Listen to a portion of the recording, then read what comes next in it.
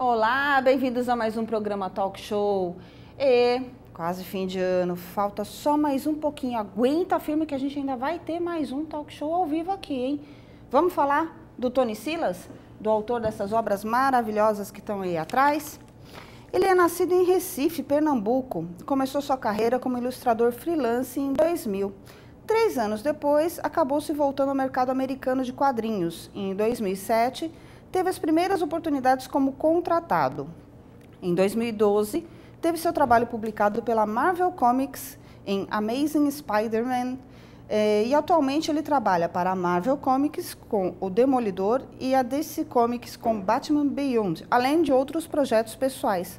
Contatos com ele, tonyartes.blogspot.com.br e tonysilas86@gmail.com ou pelo telefone, prefixo 81 8417 4029. Eu acho que é mais fácil até pelo celular, ver o contato com ele.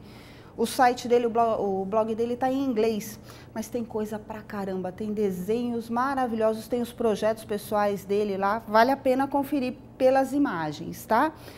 Gente, eu tenho aqui hoje Rodrigo Petrônio. Boa noite, Rodrigo. Boa noite, Célia. Bem? Tudo bem? Clarissa de Franco. Olá, tudo boa bem? Noite, tudo bem? E, apesar dessas carinhas deles, assim, todos, né, somos lightzinhos, o assunto não é tão light, não, eles pegam pesado, né? Eles são, bom, Rodrigo, escritor, filósofo, poeta, amante de Fernando Pessoa, é apaixonado por Fernando Pessoa. Descobri hoje que Fernando Pessoa tem mais de 100 heterônimos, é isso? 127. 127. Precisaria checar, de fato. Olha isso, aí o cara ainda fala, preciso checar para ver se é isso mesmo. Pode um negócio desse? Você tem mestrado em letras? Eu estudei, eu fiz um mestrado em letras e acabei fazendo um segundo mestrado em ciência da religião. Ah, chegou onde a gente queria. Porque a Clarissa, ela é psicóloga. Você faz psicologia clínica? Eu atuo na Universidade Federal do ABC como psicóloga. Eu coordeno a sessão psicossocial lá, atendo os alunos, os professores, enfim. É pouca coisa, né? E doutora em ciência da religião. Isso. Uma coisa que eu nunca tinha ouvido falar. Então, juntou a forma com a vontade de comer e eles organizaram. Foi o primeiro trabalho juntos? Foi o primeiro trabalho juntos? Nós nos conhecemos há 3 anos. Ele no mestrado, eu no doutorado. Sim. Lá na PUC.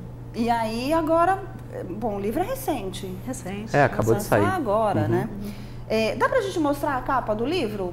A figura que eu mandei aí pra vocês, produção? Ah lá!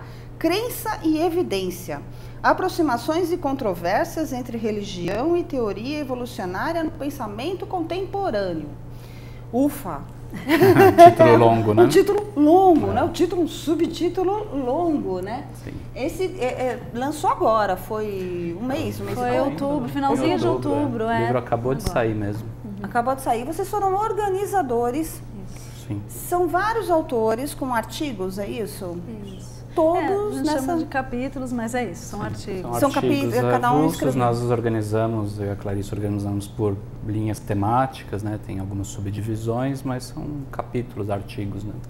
Nossos também, né? Nós também nossos temos também. Nós escrevemos a capítulos introdução e a finalização. Crença e evidência. Evidência, eu lembro que uma vez um professor, gente, eu vou me entregar agora, educação moral e cívica. Entrega a idade, né? Eu não tive isso, gente, eu não tive. Não, eu tive. Mas olha, você teve? Isso deve ter sido Educação assim. O SPB. Eu não lembro dessa coisa, Rodrigo, pelo amor de Deus. Não, eu lembro que ele me falou uma vez o que era evidência. Eu não me esqueço de como ele fez eu ficar em pé na sala e eu olhei para a cara dele e falei assim, evidência é uma coisa que está clara, a mostra é a impossibilidade do oposto. Eu não esqueço a cara dele, que eu queria voar no pescoço dele, né? E é isso mesmo, a impossibilidade do oposto? Evidência? Acho que é uma definição interessante. Muito boa essa definição.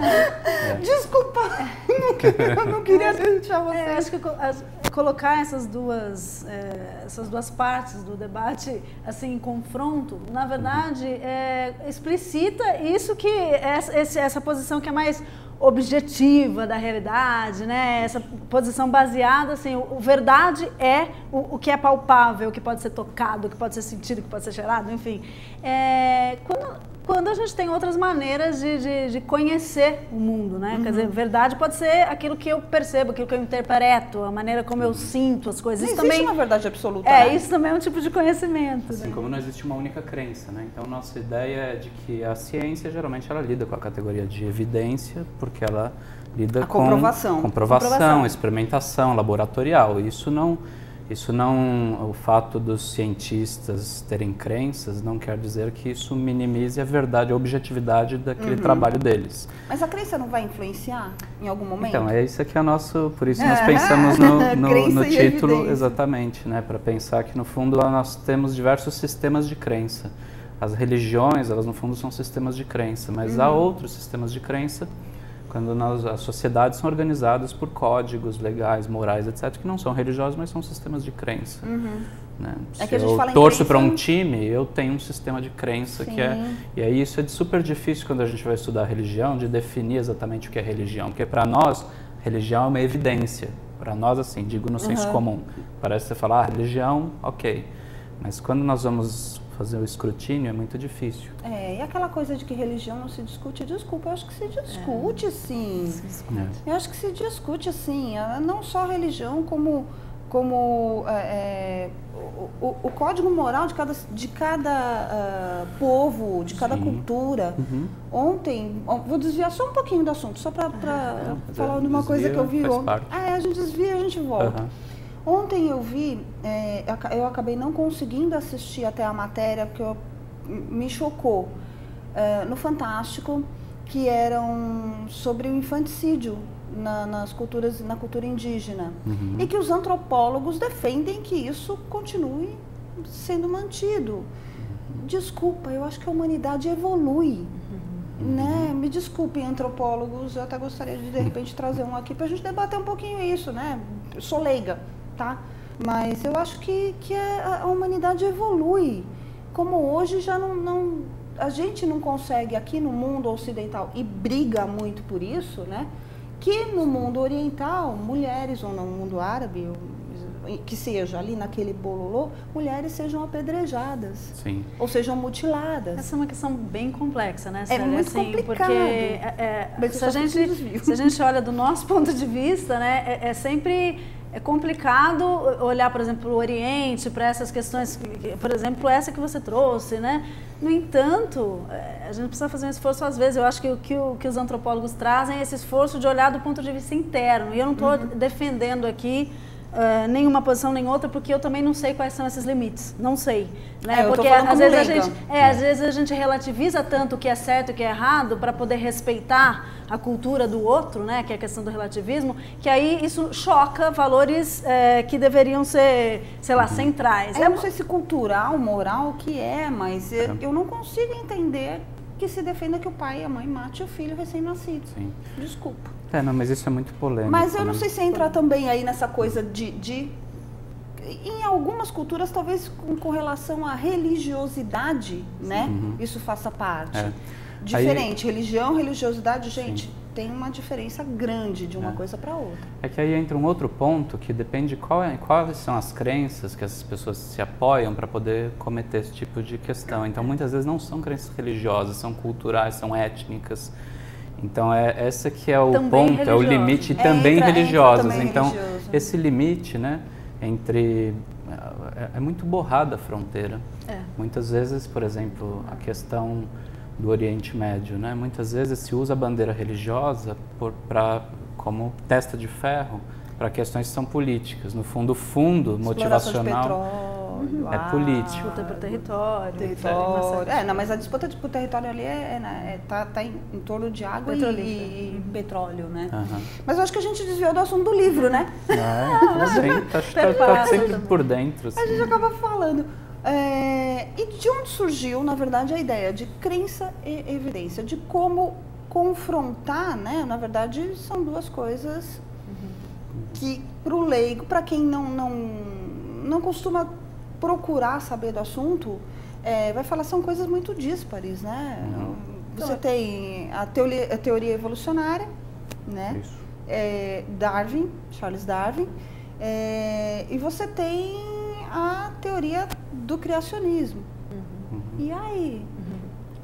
Eu e o Juan, a gente se conheceu num curso que era sobre ateísmo, e um ateísmo específico, é o ateísmo contemporâneo, aí, que junta essas teorias neodarwinistas, né? Então, superficialmente, né? Isso. Juntam superficialmente. Isso, né? A maioria o faz de maneira superficial, sim. E aí o que acontece? Tem a grande reivindicação aí é de que seriam coisas que não podem conviver, né? Quer dizer, a ideia de um criador não pode conviver com a ideia de uma evolução das espécies que vem através de seleção natural. Quer dizer, algo que conflita com outra, uma ideia conflita com a outra. No entanto, isso, do ponto de vista mais estrito senso, né, teórico e tal, realmente conflita. Mas na vivência das pessoas, você vê uma série de adaptações que muita gente é muito possível isso, acreditar num criador, acreditar em Deus e acreditar também na teoria da evolução. Eu sei que não se trata de crença aqui, né? A gente está no outro campo, que é da ciência, mas assim, quer dizer, as coisas podem conviver dentro da realidade cotidiana e prática das pessoas que juntam os conceitos. Dá para conviver. Exato. Dá para estar ali paralelamente. Alguns falam que a evolução seria parte dos planos criativos de Deus, do Criador. Então, que ele já teria nos criado com a capacidade de também sermos criadores conforme Ele, né? E aí nós estamos falando de uma tradição de Deus aqui, né? Acho que é importante pontuar isso também, né? Porque de um ser supremo. Tipo de esse ateísmo que a gente está falando dialoga com Deus judaico-cristão, esse Deus mais tradicional, né? Nós temos uma série Deus tradicional é ótima. Essa visão de Deus tradicional, desculpa. O Deus tradicional é isso, essa visão judaico-cristã mesmo, né? Que humaniza o Deus, que coloca o Deus como uma pessoa, né? Eu não sei se a minha visão é muito diferente, mas eu tenho Deus, não sei se eu daria esse nome, como energia criadora, como energia. Se você pensar, tudo é energia no universo. Que são teorias contemporâneas que falam disso. Eu cheguei, na verdade, a ciência da religião, acima de tudo, acho que é um espaço transdisciplinar, porque no fundo você vai para arte, religião, teoria evolucionária, darwinismo, ou então a própria sociologia, psicologia. É um campo novo que está ainda se solidificando, se constituindo. Eu tenho muito interesse por antropologia, na verdade, por essas teorias darwinistas, veio nos últimos anos se fortalecendo cada vez mais.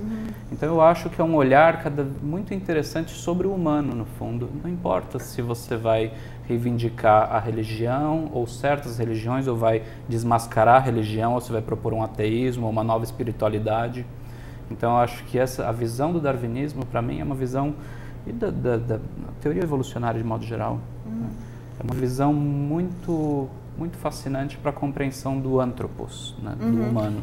De como as espécies foram surgindo e foram evoluindo e foram se transformando, né? E junto com as espécies, os sistemas valorativos, a moral, os valores, as crenças, os deuses, né? E isso em escala gigantesca, né? Abrangendo todas as religiões do mundo, a gente pode pensar assim.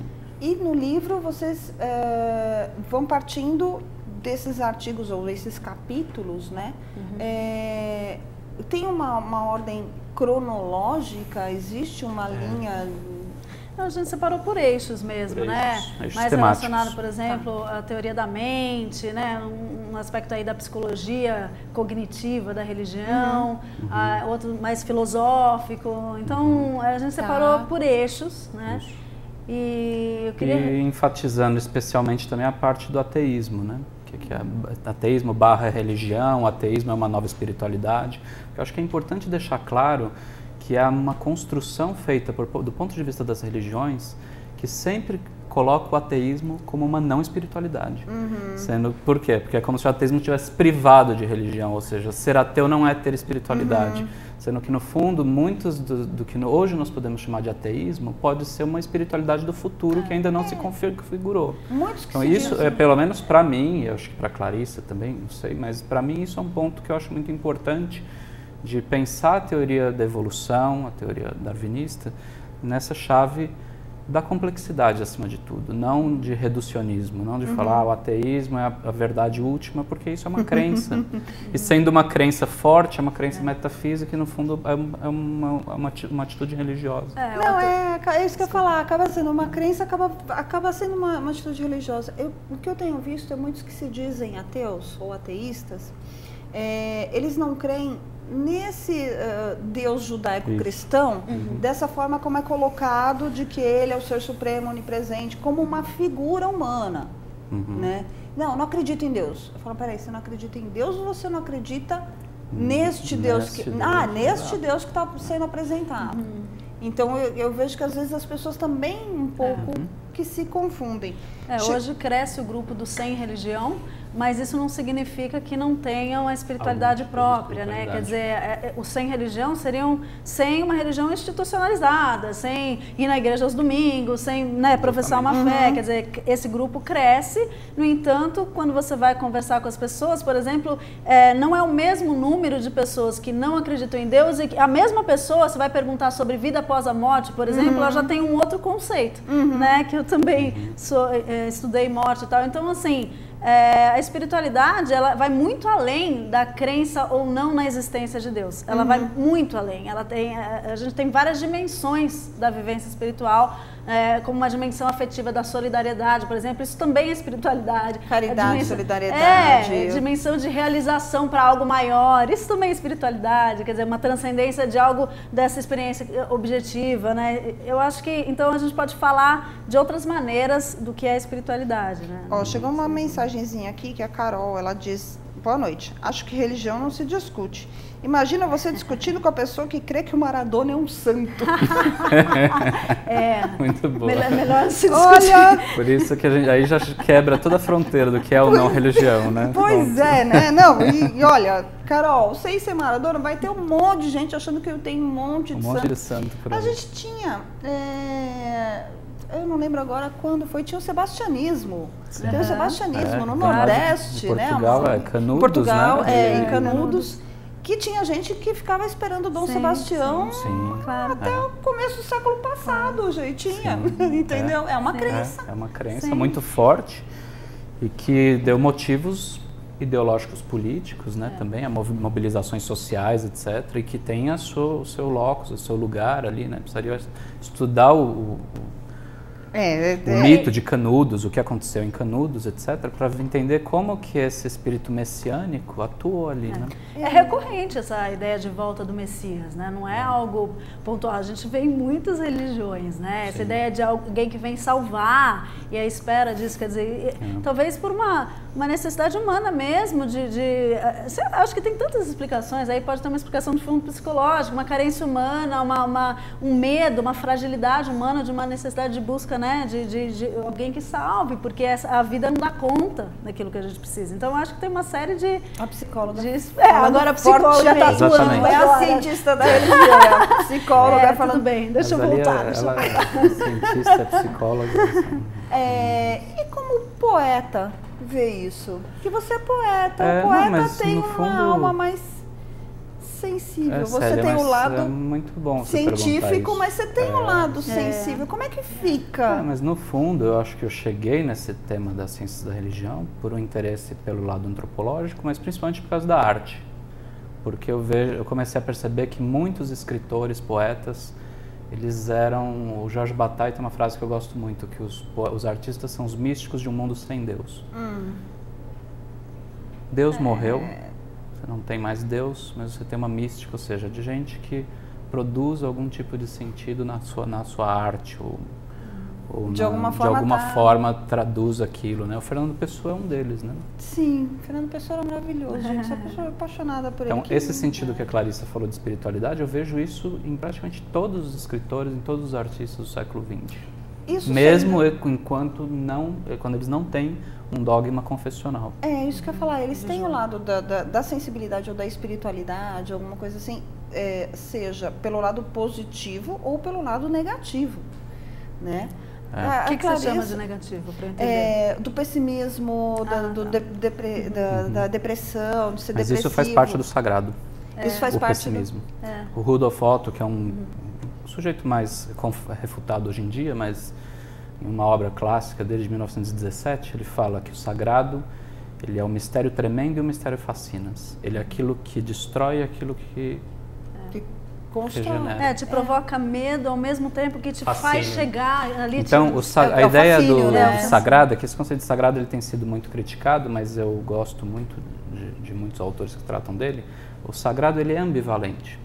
Se nós formos ver os mitos gregos lá, eles são sempre destruidores e fascinantes. Eles são sexualizados, eles são amorais e ao mesmo tempo eles são pervertidos e ao mesmo tempo são fascinantes.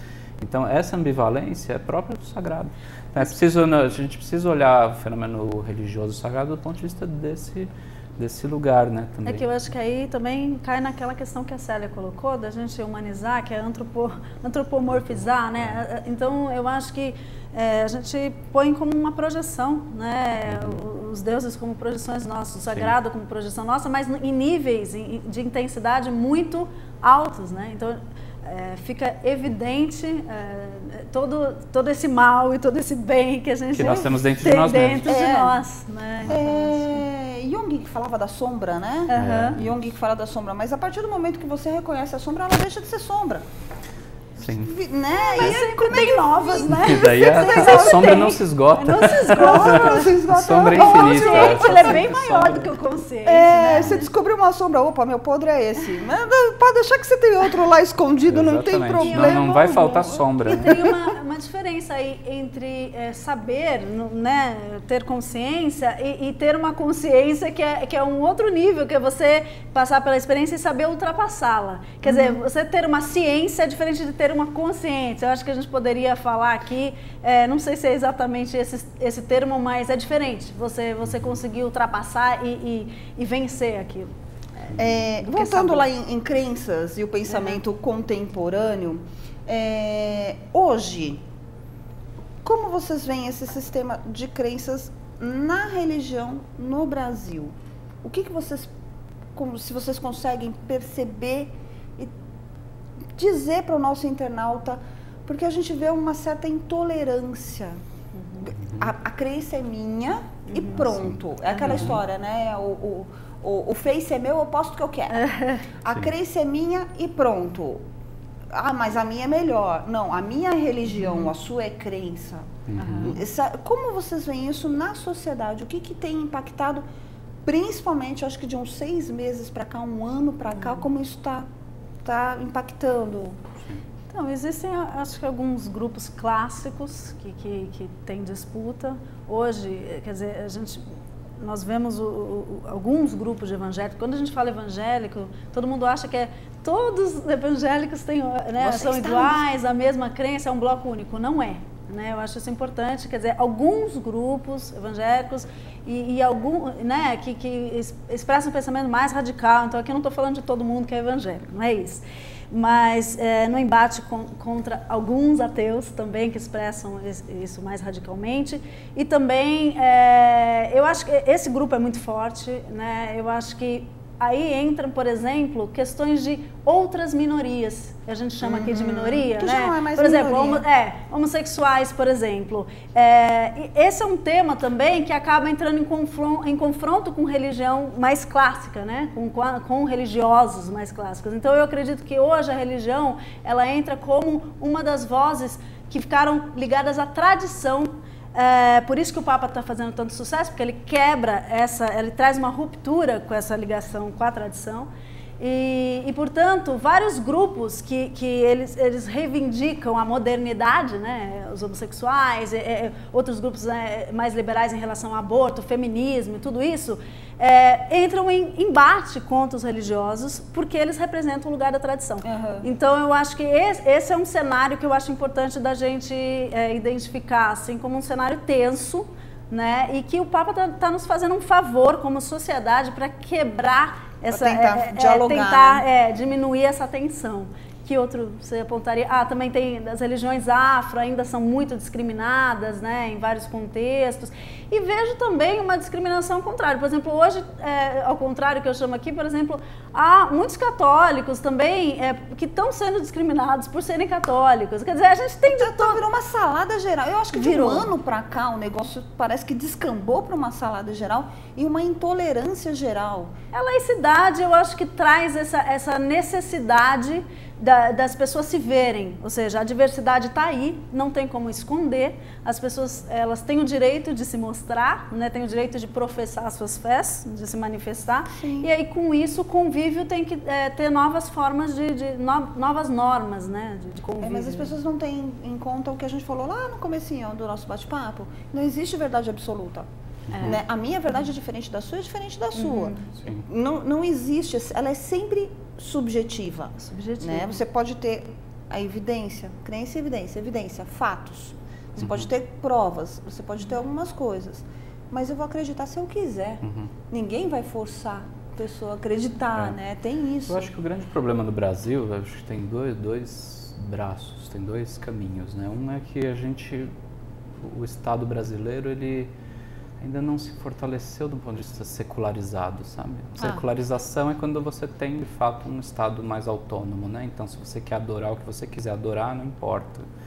Ou seja, a secularização é aquilo que assegura que todos possam exercer plenamente as suas crenças, sejam elas quais sejam. Nós estamos muito longe disso, Muito longe disso. Por quê? Porque há um imbricamento ainda entre política e religião que em muitos outros países, na Europa ou em outros lugares, enfim, a gente não vê isso tão forte no Brasil. E não sei, acho que aqui, é basicamente isso, assim, né? E também há a questão do fundamentalismo, que daí já é um pouco mais complexa, ela é mais ampla. Bem mais complexa, não dá tempo da gente falar, Rodrigo. Eu só queria colocar uma questão aí, porque eu acho que, embora o Estado laico seja um avanço, né, nessa relação que o Rodrigo está colocando, a gente vê, por exemplo, uma busca ao sagrado de uma outra maneira, quer dizer, a gente está falando aqui, então a religião ela não deixa de existir, né, porque o Estado laico, quer dizer, porque se garante é só um complemento, acho que é importante. O Estado é laico porque ele não professa uma fé. O laico ele é como se fosse um Estado agnóstico, né? E quando nós vemos esses embates, por exemplo, né, que a gente viu, né, Feliciano, Bolsonaro, etc, a gente vê até agora. E são embates, no fundo, que eles estão assumindo, eles estão trocando os papéis ou as moedas, né? E, na verdade, de funções que não competeriam, que não competem à religião, no caso. Sim. Aliás, eles são recusados até pelos próprios, uma grande maioria dos protestantes e dos evangélicos. A Carol mandou uma outra perguntinha aqui, a gente vai falar muito rapidinho, porque a gente já está estourando o tempo, tá? Vocês acham que a religião no Brasil está se transformando? A gente acabou de falar, né? Exemplo, cristãos sendo ateus, o cristianismo está perdendo espaço no Brasil? Por quê?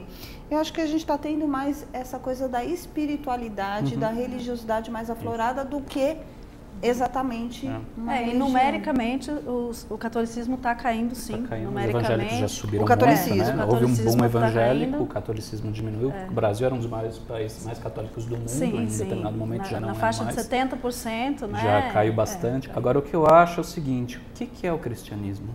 Eu acho que essa que é a pergunta que a gente tem que fazer.